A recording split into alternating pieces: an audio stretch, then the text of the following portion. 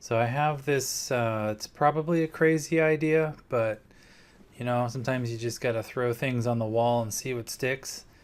Um, I'm going to run this by you, and if it's probably why I'm saying it's crazy is I don't know, it might be a tad heavy on the driving, especially as I know it's pretty difficult to get all the way up here to Medford. And so I'm totally fine with doing stuff in the valley, but there's a lot to explore if you just go a little bit out and just see what you think of this. So, starting from where we live, so this would be like a 2 or 3 day excursion. Okay, so day one, you get up, hop in the car, and you start heading basically towards the coast, which is this 199. It's a nice highway. Then over at Cave Junction, if you shoot in here, there's a thing called Oregon Caves. So this is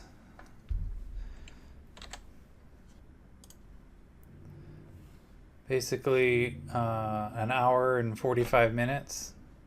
So yeah, hour and 45. And there's this thing called Oregon Caves. It's a national monument. I think we went here when we first moved to Oregon. Really cool. I think the kids would just, especially when they're getting a little bit older now, they would really dig it. They've got it's beautiful. It's kind of out in the middle of nowhere, which is adds to it's a cool feeling just to kind of be out in the middle of nowhere. And they have guided tours. It's fairly inexpensive, and they walk around and talk about some of the historical stuff. And you can actually go inside the cave. It's not like heavy duty caving at all.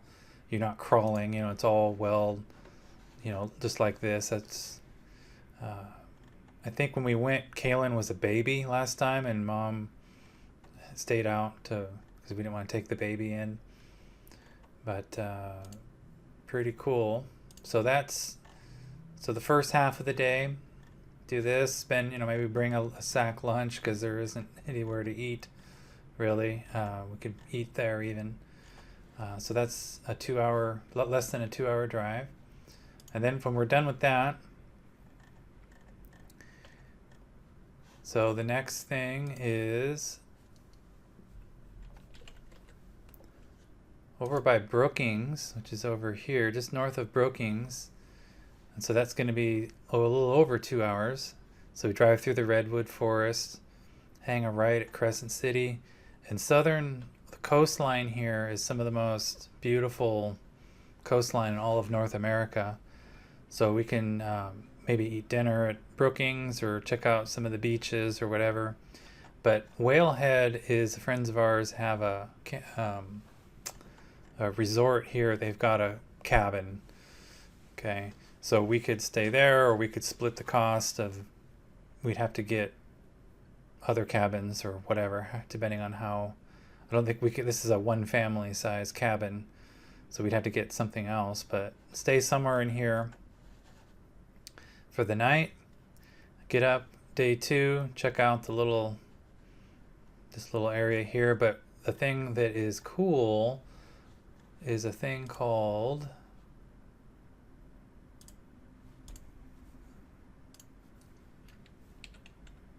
Secret Beach. So let's see, where is yeah, so it's just 5 minutes up 101 here. There's a thing called Secret Beach, and it really is that, although now it's on probably not so secret anymore. It's on Google Maps, but we've been here once, and it's amazing. So you just pull over and you just kind of walk down this path, and there's hardly anybody knows about it. And you have your own secluded little secret beach. Now there may be one, depending on if it's a Saturday or whatever, there may be another person there, but tons of fun for the kids to run around and explore.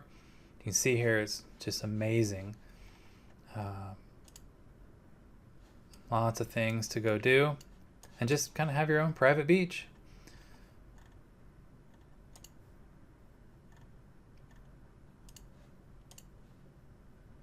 You can see there it is as you walk down. That's what it looks like.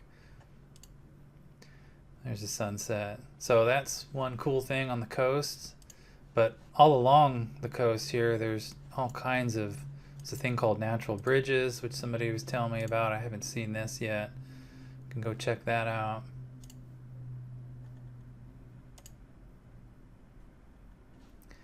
So that was, so we can just kind of spend the day doing the coast and either drive home, just if you want to do one night.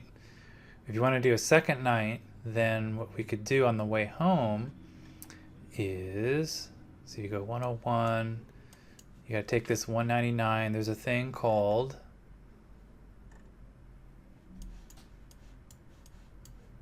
Jedediah Smith. So this is also very cool. There's a couple of trailheads here. Some of the biggest redwood trees in the world are here.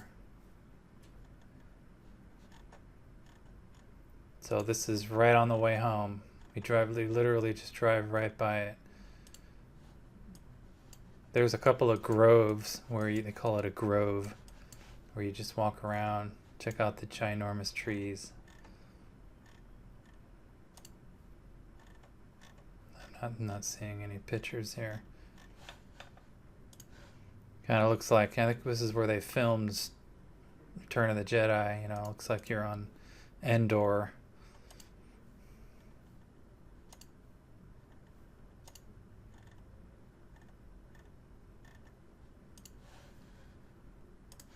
So that's literally right on the way home. I think from, let's just say from Brookings back to home is 2.5 hours. So that's, I guess, my question. Is that too much driving? I mean, I'm totally fine with whatever we decide we want to do. I know Christy and I were talking about, maybe we were concerned that that's maybe too much driving. I know we've done Lake of the Woods before, but that's only a 90 or 45, 50 minute drive or hour drive. So we can do that again if you don't want to do the extra driving. I was just thinking, instead of east, we go west. A lot of things to do out west. Or we can, there's a myriad of things. We just want to chill at home. Over here in Jacksonville, I can show you our Applegate that we've been going to out here in Rouge. It's really cool. So that's just a brainstorm idea. Let me know what you think.